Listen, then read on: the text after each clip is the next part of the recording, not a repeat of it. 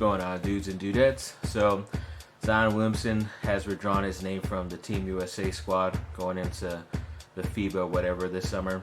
A lot of main stars have, like Damian Lillard, Kevin Love. I'm pretty sure a lot of those guys, DeMar DeRozan, also have decided not to play for some reason, but maybe it's the changing from the Coach K, who's the Duke coach when he was running the Team USA basketball stuff with Jerry Colangelo, now with Greg Popovich, who is an NBA coach.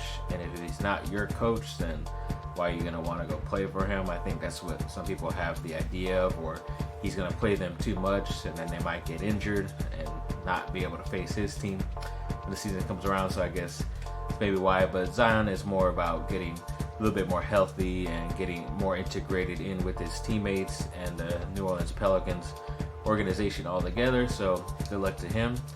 And then also we had Emil Jefferson finally signing, going back to the Orlando Magic. Ex-Duke forward, was a guy who I wanted the Lakers to sort of pick up as a free agent to either be at the end of their bench or still use him in the G League, where he's been progressing really well. I believe he's a lot better than he has been even while at Duke, but he at least got a one-year deal with an organization that he's been with ever since he got into the league, so congrats to him. Then Zion Williamson finally made a shoe deal decision. He didn't go with Nike, but I thought the Jumpman, I didn't understand what the Jumpman was. Obviously, it's a Michael Jordan brand, but I thought Michael Jordan was part of Nike, and I just assumed it was going to be a Nike shoe deal and everything like that, but apparently it's just with Michael Jordan's company only, which involves Nike. Still, I don't know, it's confusing, and people are wondering why he didn't sign with Nike, but no details of how big the deal is, but I'm pretty sure that's going to come out soon. But an ex-Duke player that did sign with Nike, who was kind of interesting, is that Cam Reddish, the guy who went to the Atlanta Hawks, who just recently got drafted there. He's now part of the Nike brand. It's cool for him. They obviously believe a lot in him, that he's going to do something good in the league and be very popular, because he was the third man out while at Duke this last season. Then we also had a little bit of Lakers news coming, where I've been hinting at the past couple videos that Anthony Davis has been shoddy about fully committing to the Lakers. And of course, when asked recently in the past interviews since I've made my last video if he would be into going back to his hometown in Chicago, he says of course he'd consider it. I told you all this was going to happen, and that's why I was very upset he was non-committal to the Lakers past this season. But if it does happen, then I would hope a sign-and trade happens, because you already know how I feel about a lot of those guys on that roster. And you're going to definitely have to do that anyways, because there won't be enough money to pay someone like that with some of the guys they already paid on their roster.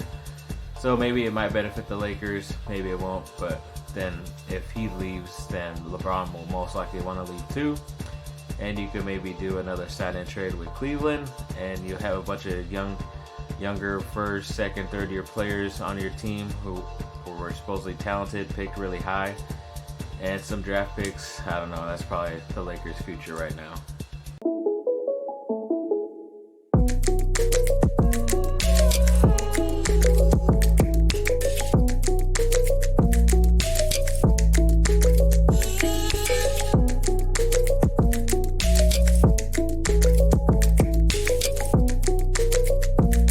Of course, more news comes out about Kawhi Leonard not coming to the Lakers, and apparently his uncle Dennis, who's like, I'm assuming it's his uncle, but he is kind of like acting as an agent for him. He did not do a good thing with the CBA, the collective bargaining agreement with the NBA players and the NBA association. He violated some rule with the whole idea of getting him there or not, but I think you could say the same thing with Anthony Davis too, because he said right up front where he wanted to go, and they basically, shoot him away to the team he wanted to.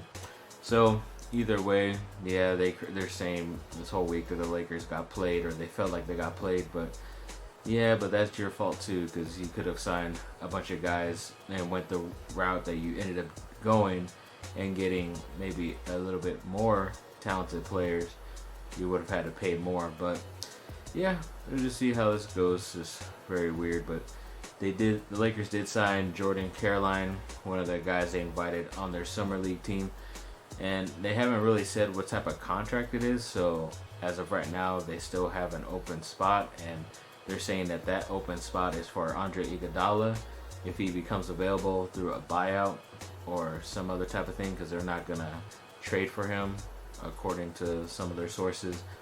But yes, that open spot, that last and final open spot, is for Iguodala, and if he does end up getting on the Lakers, it could be a pretty good game changer. I doubt he would be starting games for them, but coming off the bench and then maybe finishing out games in the fourth quarter if it's close.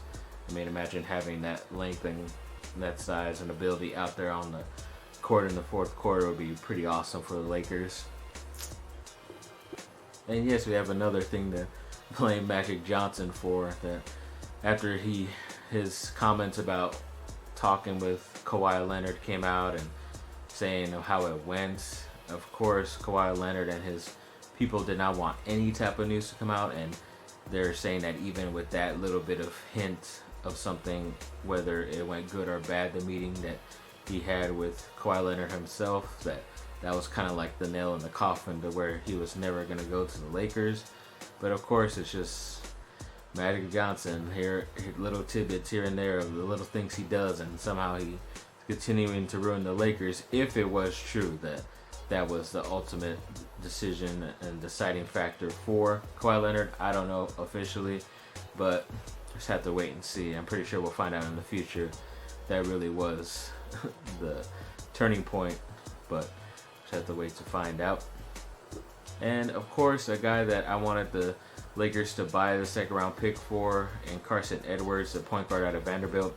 Well, I knew was a good shooter, but he just balled out this summer league for Boston of all teams. And of course, and Boston picked up like 3 guys that I really liked, and Chicago Bulls picked up some guys I liked, and they did really well, including Daniel Gafford was doing really well for Chicago.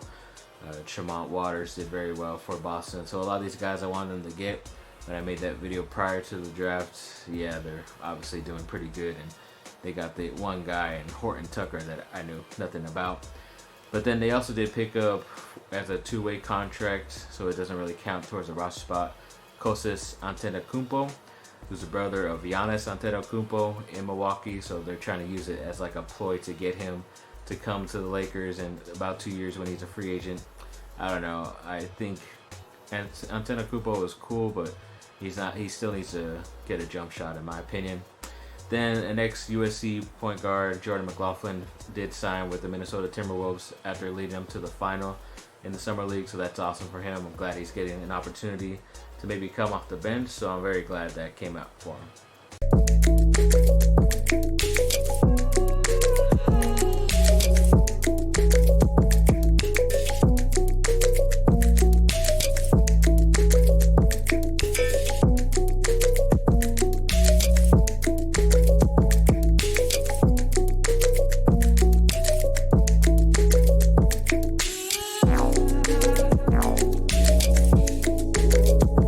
Quite a bit of USC news coming out right before the season starts. I think we're about like 40, 41 or so, some odd days away. It's pretty cool. Finally see what they're made of against Fresno State, who can be a sneaky team, I believe, just because they were pretty good last year, even though they lost a lot of guys. But it's going to be a very fun and interesting first game of the year. But to get into the news, both Daniel Amador Bebe and Levi, the freshman coming in, are not on USC's roster. Amador Bebe has just been struggling with injuries and was not able to become healthy the past 2 seasons to be able to get onto the field for USC. Then Levi, who was a pretty interesting prospect coming out for the offensive line, but I believe it was because of academics he was not able to officially get into USC as of this second. So he might do the community college first year or 2 maybe to meet the requirements, and then come back to USC hopefully, because he was a pretty big guy, big stocky guy, but his main focus on the offensive line was more pass blocking, which is what USC's future seems like. They're going to go to more of a passing air raid type of offense instead of running, but he was still wide enough to be good enough to block somebody long enough for guys like Stephen Carr, Via to get by. But a lot of guys also around USC getting some love from the Pac-12 teams, and more awards announcements that they're making the top like 20 or so right before the season starts, including like Michael Pittman Jr., Amon-Ra St. Brown, Jay Tufele, and Christian Recker, all making the all Pac-12 teams. And then other guys like Brent Nielsen, Josh Fallow for the tight ends, and Jay Tufele also again for defensive tackles. And all of college football, they're making those lists, which is really cool. Same thing with like Via, who's seems like a second string running back, but they believe he can be a lot better than a Stephen Carr and be able to get onto the best running back in college football's list, which is pretty interesting. But we're just gonna have to wait and see how this goes. Should be very cool to see if a lot of these guys are in the awards list at the end of the year, but have to wait and see.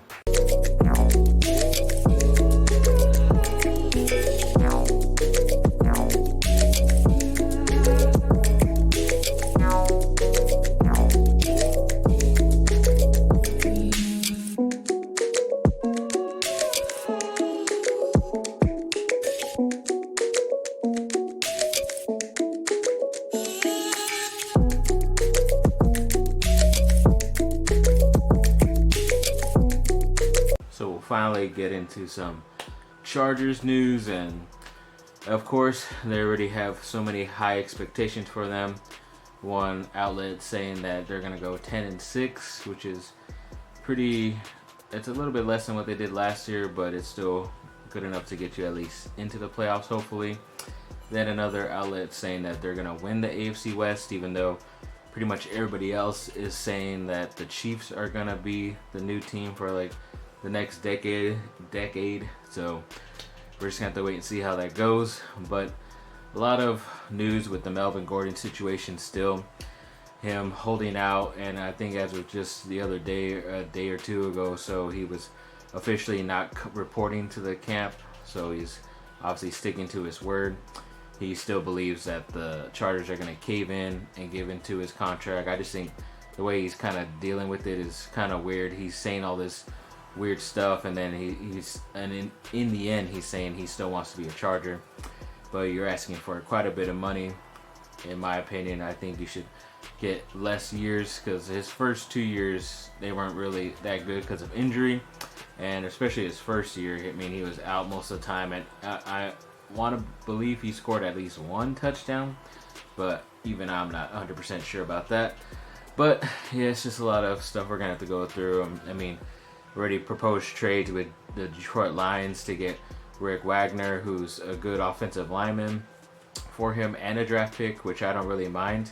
And plus it sends them to the NFC instead of an AFC team. Like a lot of other top destinations would be Houston, the Tampa Bay Buccaneers, and the Miami Dolphins. But two of those are AFC teams, and I wouldn't want to see him go to another one unless you're getting like an unbelievable haul for him, players and picks. But should be very crappy to see how long he's going to hold out. Hopefully it's not that long. And yes, a lot of guys coming in this year: Travis Etienne, Cam Akers, AJ Dillon, Najee Harris, J.K. Domas, Trey Sermon. A lot of these guys who are like in the top 10 of the running backs coming out for the draft, they're good, but I don't think they could be starters. They're good role players with another running back. Just gonna have to wait and see. Thanks for watching, people. Like and subscribe. Comment down below. Let me know what y'all think. Have a great rest of your day. And happy birthday, Linda. They laugh at him. What else is in the news? What do they do? They laugh at him. How do they do that? Starbucks, Macy's, and other. Stop turning the radio off. I can't hear you. What did they do? They laugh at guys like Dale Yeager.